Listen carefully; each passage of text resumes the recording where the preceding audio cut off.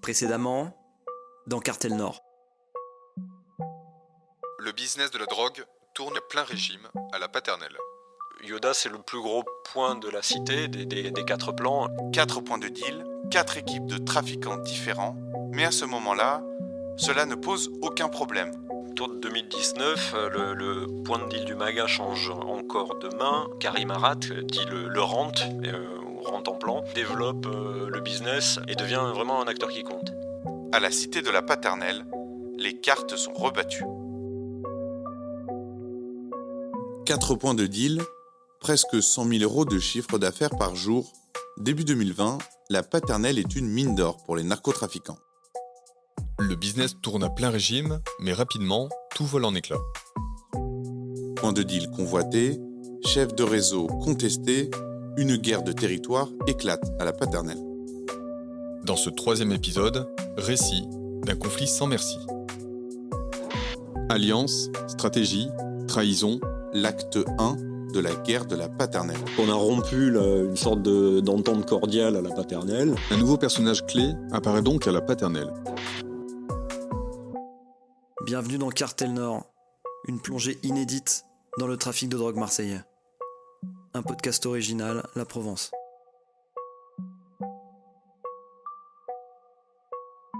Épisode 3, Game of Thrones. Un mystérieux virus de la même famille que le SRAS a déjà contaminé 45 personnes. Notre pays fait face à la propagation d'un virus. C'est du jamais vu, des millions d'habitants placés en quarantaine. Le 17 mars 2020, la France se confine. Le pays est presque à l'arrêt, l'activité économique est ralentie et la quasi-totalité des commerces sont fermés. Mais malgré les restrictions, à la paternelle, les points de deal continuent de tourner. À la paternelle, au sortir du confinement, c'est un pôle majeur, ça fait partie des cités qui comptent en termes de deal.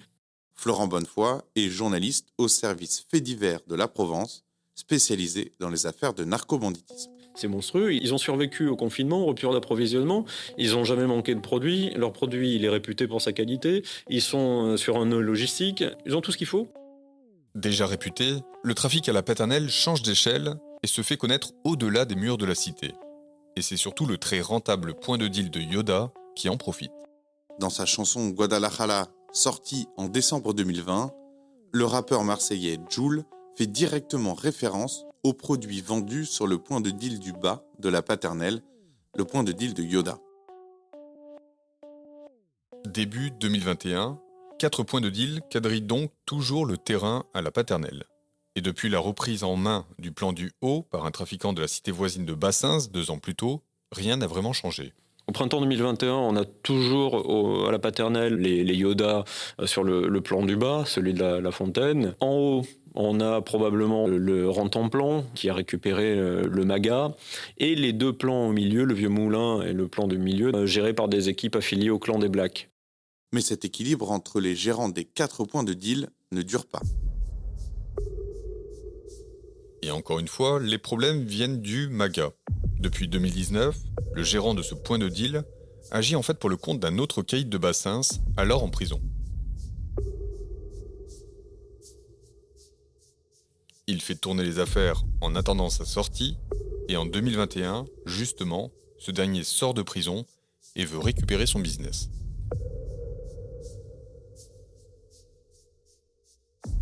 Problème, le gérant par intérim ne veut pas laisser sa place. Il se rêve calife à la place du calife. À partir de 2021, le leader qui tenait ce point de stup, qui était à l'étranger, qui était vraisemblablement Karim Arat, dit Laurent. Philippe Frison est le directeur zonal adjoint de la police judiciaire de Marseille. Alors qu'il était en lien avec l'autre grande famille de Bassins, ces alliés-là se sont rendus compte à un moment donné qu'en fait, il naviguait pour le compte de plusieurs équipes, qui faisaient des alliances contre nature avec des ennemis de ses alliés, et ça n'a pas plu. Et en fait, à partir de là, on a eu le droit à la première guerre importante sur la paternelle de l'été 2021. Vers la mi-juin 2021, la première fusillade éclate en plein cœur de la cité. Sans faire de victimes, elle signe l'acte 1 de la guerre de la Paternelle. La guerre s'étire alors jusqu'à la fin du mois d'août. Pendant plus de 2 mois, les tirs s'enchaînent. Les faits sont de plus en plus violents à Marseille. Nouvelle nuit de règlement de compte dans la cité phocéenne, une semaine après la venue d'Emmanuel Macron. 2 fusillades hier soir et cette nuit, faisant 2 morts. Et cette nuit, une nouvelle fusillade qui a fait plusieurs victimes. Le bilan est effroyable. Près d'une dizaine de personnes sont tuées.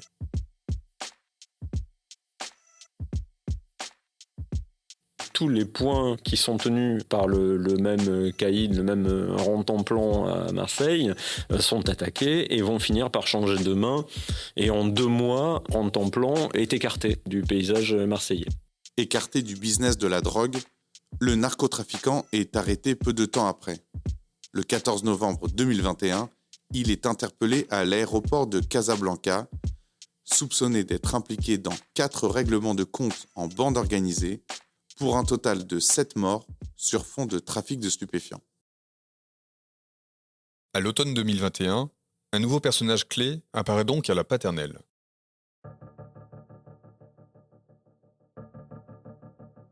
Installé sur le plan du Haut, ce caïd, originaire de Bassins, est déjà bien connu dans le milieu du trafic. Pendant ce temps, sur les 3 autres points de deal de la Paternelle, c'est le statu quo.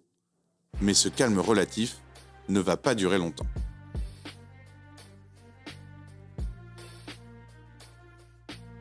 Alliance, stratégie, trahison. Au printemps 2022, une sorte de Game of Thrones se met en place pour le contrôle des points de deal à la Paternelle. Et les hostilités sont déclenchées par le caïd de Bassins, désormais gérant du Maga. Historiquement lié au clan d'Idé Black qui contrôle les 2 plans du milieu, il retourne alors sa veste et va nouer une alliance avec les ennemis des Blacks, le clan des Olivier A. Au sortir de l'été 2021, les Blacks sont affaiblis. Il y a beaucoup de gens qui sont en prison, qui ont été tués. Et les 2 plans du milieu, le Vieux Moulin et le plan du milieu, qui sont aux mains d'un groupe qui est affilié aux Blacks, ils vont être mis dehors parce que le patron du plan du Haut se retourne en fait contre ses anciens alliés en faisant appel aux Olivia, les ennemis des Blacks, pour dégager les équipes qui tiennent les plans du milieu, pour développer quelque part sa présence à la cité de la Paternelle.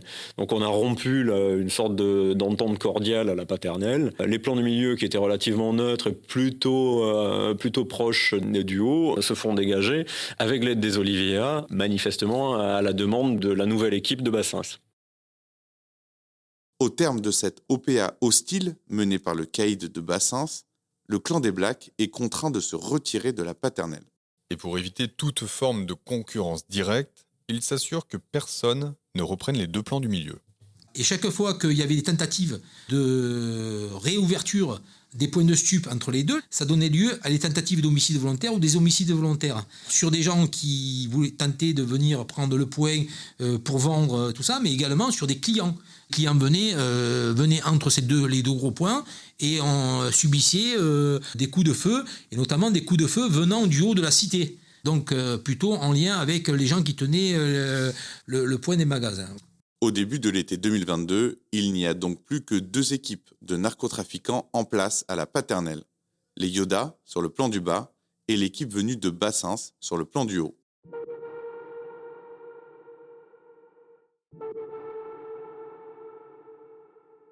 Alors dans le courant de l'année 2022, on a une restabilisation du côté de la Paternelle.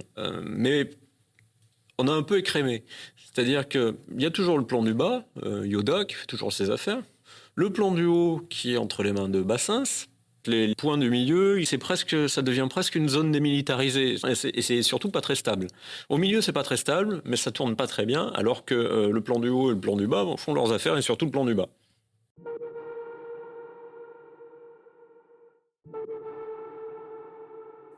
Été 2022. Après les alliances, les stratégies et les trahisons entre les narcotrafiquants, la petite cité de la Paternelle va connaître un nouvel épisode digne de Game of Thrones.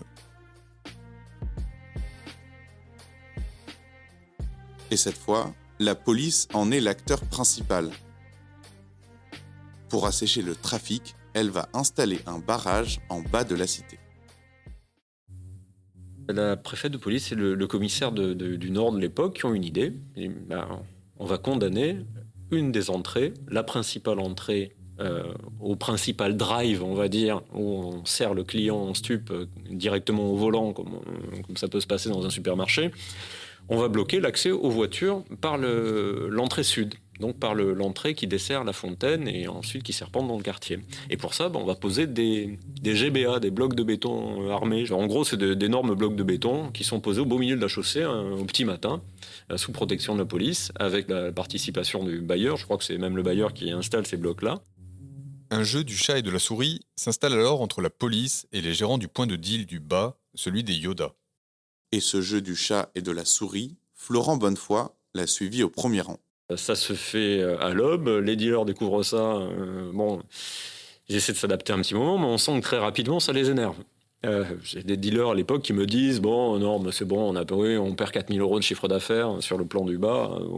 Mais bon, c'est pas grave. En gros, on les nique quand même. Les choufs, on rigole. » Mais en fait, ils en rigolent pas tant que ça parce qu'au bout de quelques jours, ils essaient de les enlever par la force. Ils essaient de les arracher, ils essaient de les tirer. Et puis, courant juillet, ils vont même jusqu'à payer une jeune femme qui travaille pour une entreprise de BTP, qui vient avec son camion plateau avec une grue hydraulique, qui a quand même pris soin de scotcher ses plaques et la marque de son employeur sur les portières du camion, et qui arrive avec le 38 tonnes, en pleine journée, ils font ça à 14h, qui positionne le 38 tonnes au niveau des blocs. Elle va pour déployer le bras, et puis je m'en souviens parce qu'à ce moment-là, je passais devant, et je commence à voir de la police qui court dans tous les sens, comme c'est très près du commissariat Nord également, donc il y a aussi beaucoup de passages, et les patrouilles voient ça, interviennent, les CRS arrivent, ça court dans tous les sens, et il y a ce camion grue au milieu, à côté des blocs de béton, et on se rend compte que immédiatement les plaques sont masquées, donc ils étaient en train de faire quelque chose qui n'était pas forcément des travaux publics. Et en fait, oui, ils ont payé quelqu'un au black pour arracher ça. Ils n'ont pas eu le temps de le faire, mais ça montre quand même la volonté de rouvrir l'accès physique au plan sup. Ça montre que vraiment ça leur pose problème. Ils sont quand même prêts à prendre des risques. Côté police, la volonté est donc de ne pas lâcher prise. Quand les dealers enlèvent les blocs, les forces de l'ordre les remettent dans la foulée, rajoutant à chaque fois une couche de béton. Mais la partie ne s'arrête pas là. Et cette fois, ce sont les habitants qui s'en mêlent. Quelques semaines plus tard, ce sont des habitants qui interpellent le bailleur en lui expliquant que, en fait, ils ne se sentent plus en sécurité parce que ces blocs de béton, ils empêchent les pompiers de passer. Si jamais il y a un incendie, les pompiers, ils sont obligés de passer par l'un des autres accès à la cité, essentiellement l'accès nord. Ils ne peuvent plus passer par l'accès du mine qui dessert surtout le point de deal. Et soudain, ça devient un problème. Et le bailleur est mis face à un problème de sécurité.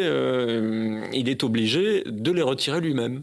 Et en fait, en octobre, ça porte ses fruits puisque le bailleur est contraint, pour rassurer ses locataires, en tout cas les personnes qui l'ont alerté, de retirer lui-même les blocs de béton. Finalement, la police aura le dernier mot. L'accès pour les secours n'est pas considéré comme étant entravé et les blocs sont réinstallés.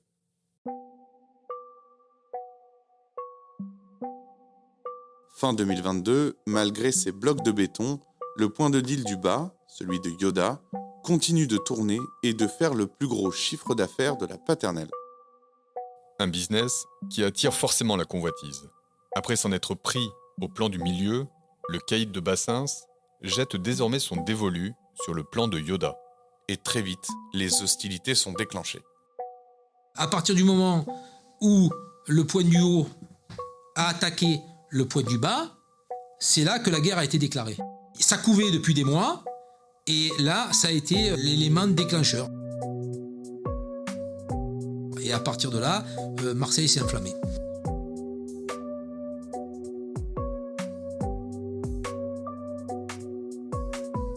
Un nouvel épisode de Cartel Nord, chaque mercredi sur les plateformes d'écoute habituelles.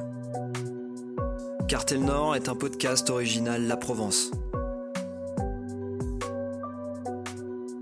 Retrouvez tous les autres podcasts sur laprovence.com.